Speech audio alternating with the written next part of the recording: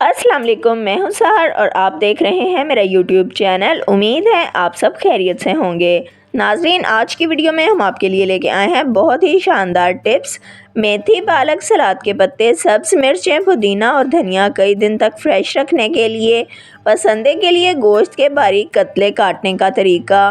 सब्ज़ मिर्चों की तेज़ी कम करने के लिए छल्ली उबालने का सबसे आसान तरीका। और ऐसी मज़ीद कई टिप्स के लिए वीडियो को आखिर तक ज़रूर देखिएगा, लेकिन चैनल को फ़ौरन से सब्सक्राइब ज़रूर कर लें। सब्ज़ धनिया कई दिन तक तरोताज़ा रहेगा। अगर आप सब्ज़ धनिया कई दिन तक फ्रेश रखना चाहते हैं तो एक बाउल में ठंडा पानी डालें।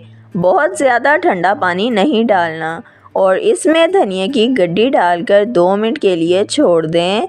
अब इसे निकालकर तौलिए पर फैलाकर रख दें। जब पानी खुश्क हो जाए तो इसे टिश्यू पेपर में लपेटकर एयर टाइट बैग में बंद करके फ्रिज में रख दें। इस तरीके से धनिया 15 दिन तक फ्रेश रहेगा। पुदीना कई दिन तक तरोताज़ा रखने के लिए। अगर आप पुदीना कई दिन तक फ्रेश रखना चाहते हैं तो इसे ताज़ा पानी में भिगोकर 5 मिनट के लिए रख दें और फिर इसे तौलिए पर फैलाकर पानी खुश्क कर लें और इसके बाद इसे टिश्यू पेपर में लपेटकर एयर टाइट बैग में डालकर रख दें। ये कई दिन तक तरोताज़ा रहेगा। नंबर 2, सब्ज़ धनिया और पुदीना। अगर आप कई दिन तक ताज़ा रखना चाहते हैं तो 1 गिलास में ताज़ा पानी डालें और सब्ज़ धनिया और पुदीने को इसमें खड़ा करके रख दें और ऐसे ही इसे फ्रिज में रख दें। जितना धनिया या पुदीना चाहिए हो इतना निकाल लें और बाकी इसी तरह रहने दें। 3 से 4 दिन के बाद गिलास का पानी बदलकर इसमें ताज़ा पानी डाल दिया करें। इस तरीके से धनिया और पुदीना कई दिन तक फ्रेश रहेगा। इसके अलावा मेथी, सलाद के पत्ते, पालक और सब्ज़ मिर्चें भी इसी तरीके से कई दिन तक तरोताज़ा रखी जा सकती हैं। सब्ज़ मिर्चों की तेज़ी कम करने के लिए।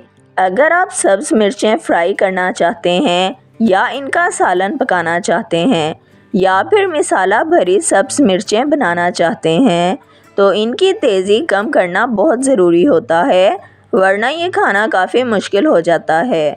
मिर्चों की तेज़ी कम करने के लिए मिर्चों को धोकर इन्हें दबा दबा कर अच्छी तरह दोनों हाथों के दरमियान में मसलें ताकि इनके बीज अलग हो जाएं। अब इन्हें डंडी वाली जगह से काटकर तमाम बीज निकाल दें और इसके बाद इन्हें इस्तेमाल करें तो ये आसानी से खाई जा सकेंगी। इसके अलावा मिर्चों को फ्राई करने या सालन पकाने के बाद इन पर 1 लीमू का रस निचोड़ दें। ये मज़ीद मज़ेदार हो जाएंगी। गोश्त के बारीक पसंदे आसानी से काटने के लिए।